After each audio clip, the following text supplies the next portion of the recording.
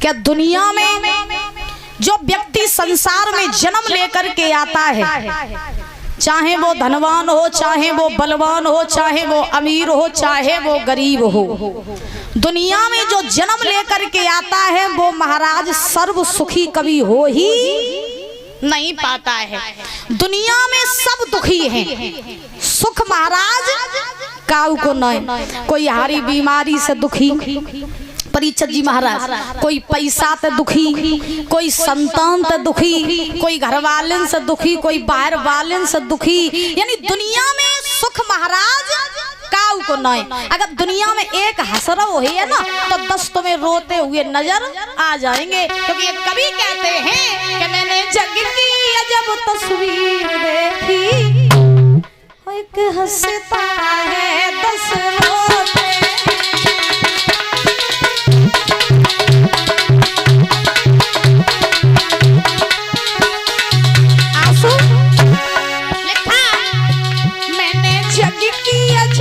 तस्वीर देखी, एक हंसता है 10 रोते।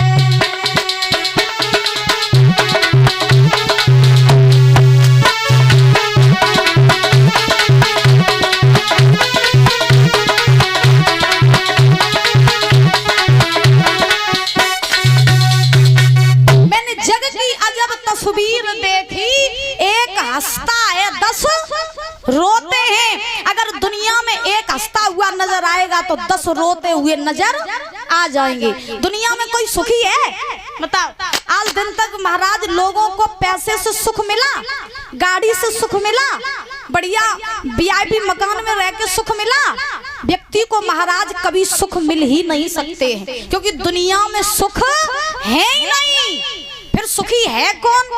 एक कवि महाराज विद्वान लिखते हैं कि कोई तन दुखी, कोई मन दुखी, दादा कोई तन दुखी, कोई मन दुखी, कोई धन बिन रहते उदास। तन दुखी, कोई मन दुखी, कोई धन बिन रहते उदास। थोड़े थोड़े सब दुखी, सुखी राम के दासियों प्यारे, सुखी राम के दास।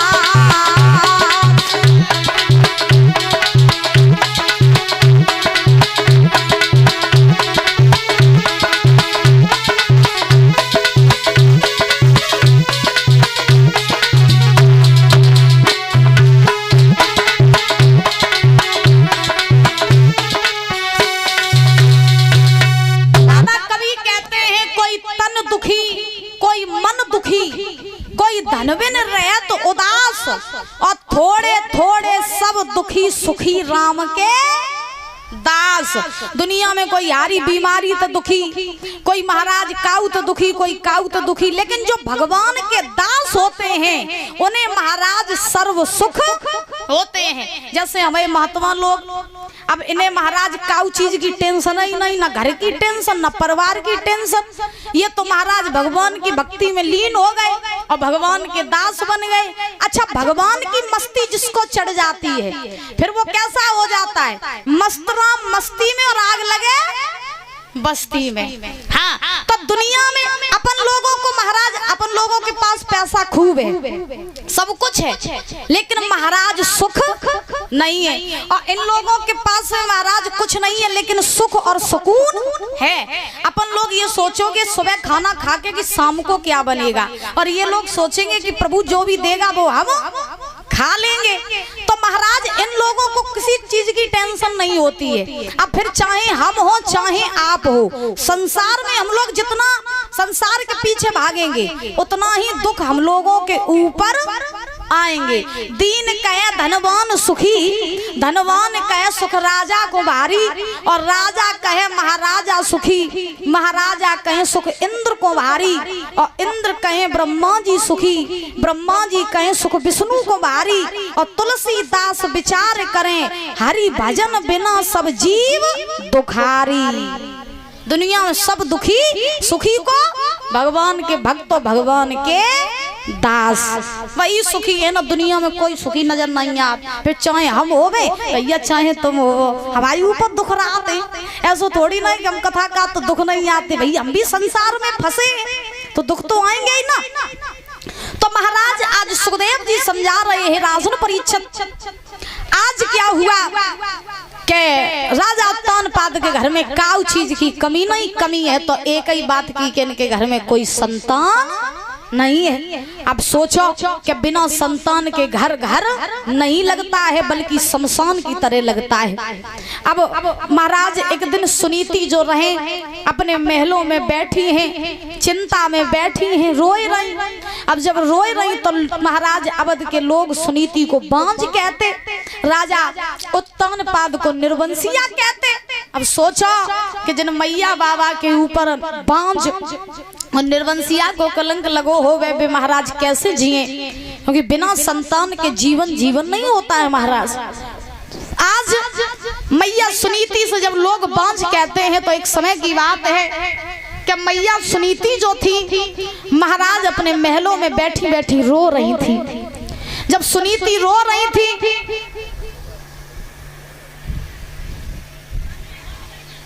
और ये परम सम्मानीय परम आदरणीय श्री पार्थ स्वरूप महाराज जी ककरारा से ये इनका आशीर्वाद 51 रुपए देके सम्मानित करने के बाद जोरदार तालियां बजाएंगे।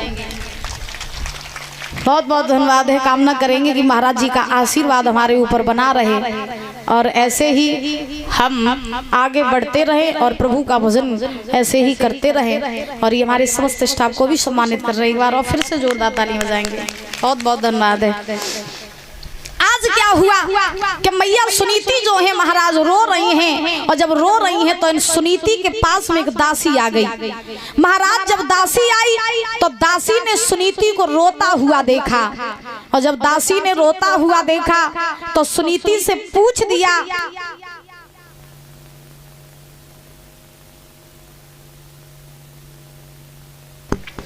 तो उस दासी ने महाराज आज सुनीति से पूछा कि महारानी आप रो क्यों रही हो?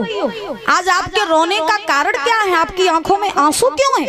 तो उसी समय आज सुनीति रोई के दासी से बोली है, बहना अगर तुम मेरे रोने का कारण जानना चाहती हो तो सुनो। आज हम तुम्हें बताएं कि भगवान ने हमें सब सुख दे लेकिन एक सुख देना भूल गया।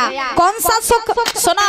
और रोई के सुनीति दासी से बोली है, बहना कि प्रभु तूने और कैसी विपत्ति डारी मेरे और भाई ना कोई संतान।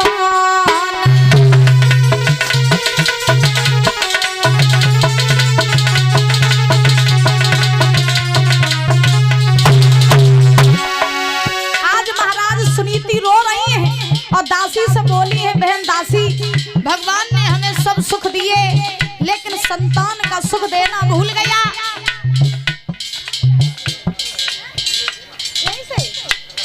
ये 100 रुपए ब्रजेश कुमार दादाजी की तरफ से आए हैं, जोरदार तालियां बजाएंगे। बहुत बहुत धन्यवाद है। भगवान से कामना करेंगे समाज में पद प्रतिष्ठा बनी रहे, हर मनोकामना पूरी होती रहे, संतान से सुख प्राप्त होता रहे। बोली है आज रानी दासी से, सुना प्रभु तूने कैसी विपत्ति डाली मेरे भाई ना कोई संतान।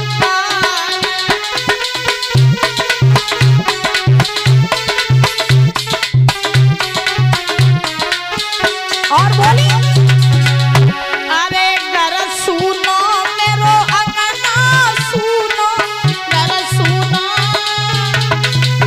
बेटा सुनो,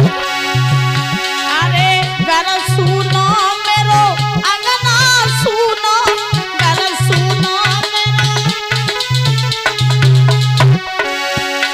अरे बिन बेटा के दुख मोए तूनो, बिन बेटा के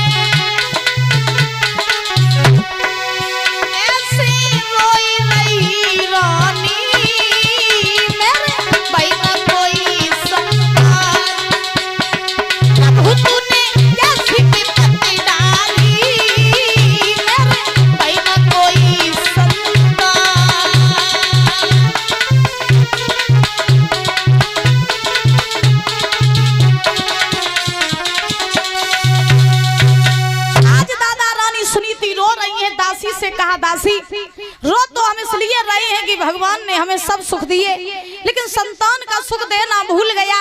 अरे बिना संतान के ये घर घर नहीं लगता, शमशान की तरह लगता है। एक बार भगवान मुझे धन दौलत ना देता, मैं गुजारा कर लेती, लेकिन बिना संतान के जीवन जीवन नहीं लगता है। दासी मेरी एक तुमसे विनती है, मेरा एक काम करोगी? दासी ने कहा, बोलो ना महारानी, क्या काम करूं मैं आपका? रानी ने कही, दासी तुम सभा बीच में चली जाओ और सभा बीच में जाए के तुम मेरे महाराज उत्तानपाद को लिवाए ले आओ। दासी ने कही, ठीक है। दासी वहां से चली, राजा उत्तानपाद के पास में परीक्षित जी पहुंची। जब दासी राजा उत्तानपाद के पास पहुंची, जवाब दिया, महाराज आप मेरे साथ चलो, सभा आपको महलों में रानी ने बुलाया। तो राजा उत्तानपाद ने दासी की बात सुनी, घोड़ा पे सवार भये और घोड़ा पे सवार हुई कि राजा आज महलों में आकर के पहुंच गए। महाराज जैसे ही राजा उत्तानपाद आज महलों में पहुंचे, रानी सुनीति ने अपने पति को आता हुआ देखा। परीक्षित जी सुंदर सा पलंग बिछा दिया और अपने पति उत्तानपाद को बैठा लिया। जब रानी सुनीति ने अपने पति को बैठाओ, भीतर से लोटा में जल ले आई, अपने पति को जल पिलाए दो। अब उत्तानपाद ने सुनीति से पूछी, रानी क्या बात है, तुमने सभा बीच में से मुझे क्यों बुलाया, कोई काम है क्या? तो आज रानी सुनीति रोई के राजा उत्तानपाद से बोली है, महाराज आप तो सारा दिन अपने राज्य के कार्यों से व्यस्त रहते हो, लेकिन क्या आपको ये मालूम है कि हमारे घर में कोई संतान नहीं है और बिना संतान के ये घर खाने को दौड़ता है, ये धन दौलत राजपाट ये किस काम का बिना संतान के? महाराज लोग आपसे निर्वंशिया कहते हैं, मुझसे बांझ कहते हैं, मेरा अपमान हो जाए मैं सहन कर लूंगी, लेकिन आपका अपमान मुझसे सहन नहीं होता है। महाराज आप कुछ करो ना, हमारे घर में संतान नहीं, हमारा सम्मान नहीं समाज में, कुछ करो। उत्तानपाद ने कही, करेगा? अब संतान देना न देना ये तो परमात्मा के हाथ की बात है, हम क्या कर सकते हैं? रानी सुनीति बोली, तुम्हें नहीं मालूम महाराज, मेरी बात सुनो कि ये है राजपाट और धन धाम काज और सारे बेकाम दिखाते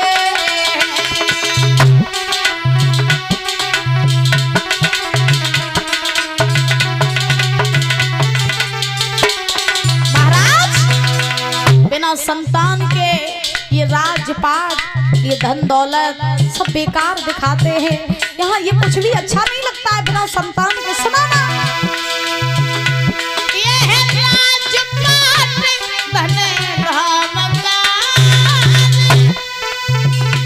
सारे बेकार दिखाते हैं, एक पुत्र रतन के बिना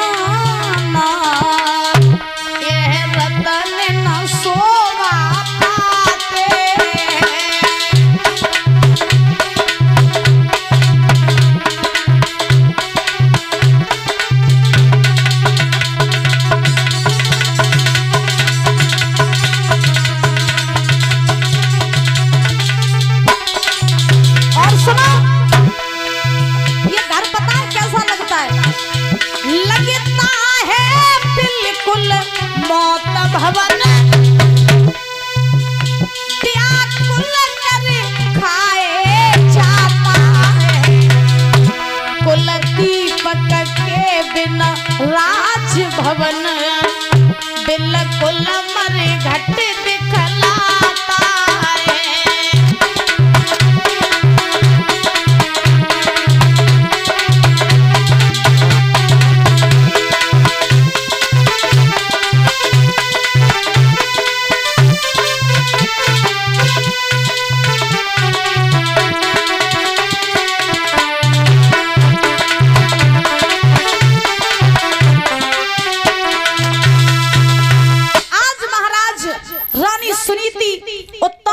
से बोली है, महाराज बिना संतान के ये घर मरघट की समान दिखाई देता है, तो आप कुछ करो ना।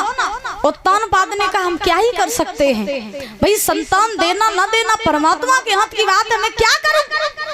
रानी सुनीति ने कही अगर आप बुरो न मानो तो हम आपसे एक बात कहें।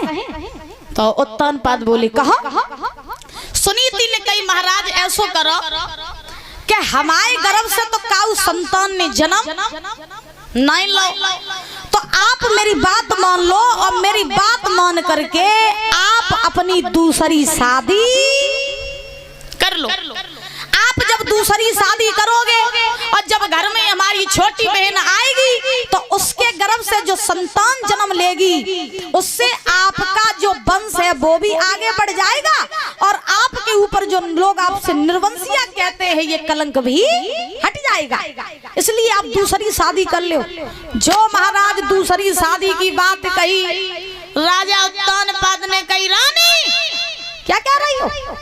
अपने हाथन से अपने पैन में कुल्हाड़ी मारो चाह रही हो?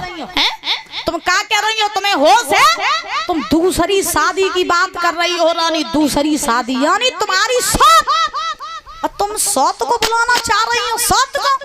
अरे तुम्हें नहीं मालूम है रानी, मौत आ जाए बढ़िया है लेकिन सौत आ जाए तो बढ़िया नहीं है। मौत आई है तो एक ही बार आई और संग लेके चली जाइए, और सौत आई तो छाती दिन रात जलाइए महाराज, छाती पे ही हो रहा भूंजत रहिए। तो सौत महाराज अच्छी नहीं है। अम्मा का बात नींद आ रही का? क्या नाम? कहाँ से? नंगला उम्मीद। ये सौरभ नंगला उम्मीद सनी की तरफ से ये 100 रुपए आए हैं। बहुत बहुत धन्यवाद है। भगवान से कामना करेंगे सुख शांति प्रदान होती रहे, धन के भंडार भरे रहे। बोली गोविंद भगवान की। राजा उत्तानपाद आज सुनीति से कह रहे हैं क्या रानी तुम दूसरी शादी की बात कर रही हो? अरे तुम्हें नहीं मालूम है जिस घर में 2 नारियां होती हैं उस घर में 2 नालियां बहती हैं जो कभी भी एक धार पे बह नहीं सकती हैं। मेरी बात मानो तो तुम मेरी दूसरी शादी न करवाओ। अरे घर की भी बर्बादी हो जाएगी, तेरी भी आबादी हो जाएगी, इसलिए मेरी बात सुन, दूसरी शादी मत करवाओ मेरी। राजा उत्तानपाद आज रानी सुनीति से बोले सुना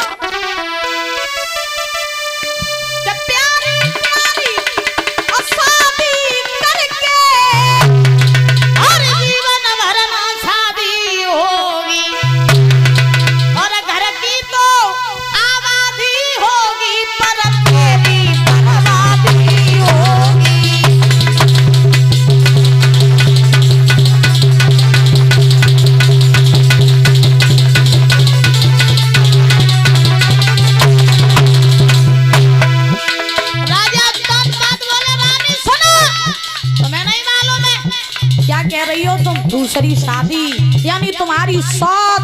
अरे तुम्हें नहीं मालूम है कि तुम्हारे घर में सौत आ गई तो तुम्हारी भी बर्बादी और घर की आबादी। तुम अपने ही हाथों से गड्ढा में गिरो जा रही हो हैं? क्यों अम्मा? सौत बढ़िया है नहीं है? उत्तानपाद बोले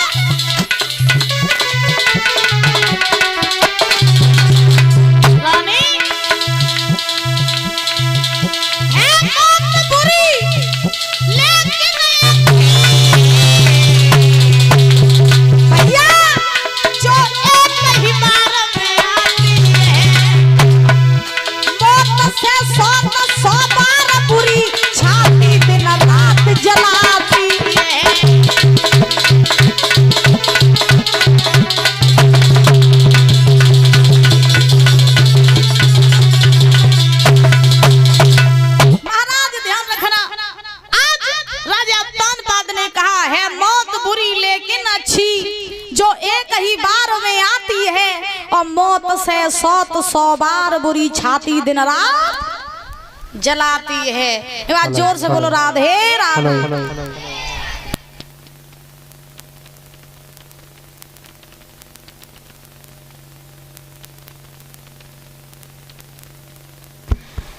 बोलिए वृंदावन बिहारी लाल की। महाराज आज राजा उत्तानपाद ने सुनीति को बहुत समझाया, मेरी बात मानो, मेरी बात सुनो, तुम जो है मेरी दूसरी शादी न करवाओ, मेरी बात मान लो। रानी सुनीति बोली है महाराज आप मेरी बात सुन लो। तो तुम जो है दूसरी शादी कर लो, मेरी बात मान लो महाराज, कर लो ना दूसरी शादी। बार बार कहने पर आज रानी सुनीति ने राजा उत्तानपाद को दूसरे विवाह के लिए महाराज राजी कर लिया। और कलश वाली जितनी भी कन्याएं हैं,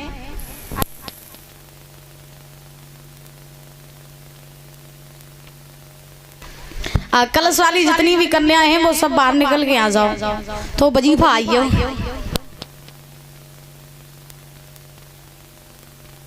कलश वाली कन्या बाहर निकल के आ जाओ, बोलिए गोविंद भगवान की। आइए ताली बजा करके बोलेंगे सभी लोग, आए जाओ। वजीफा ले में दिक्कत हो रही, निकल आओ बाहर।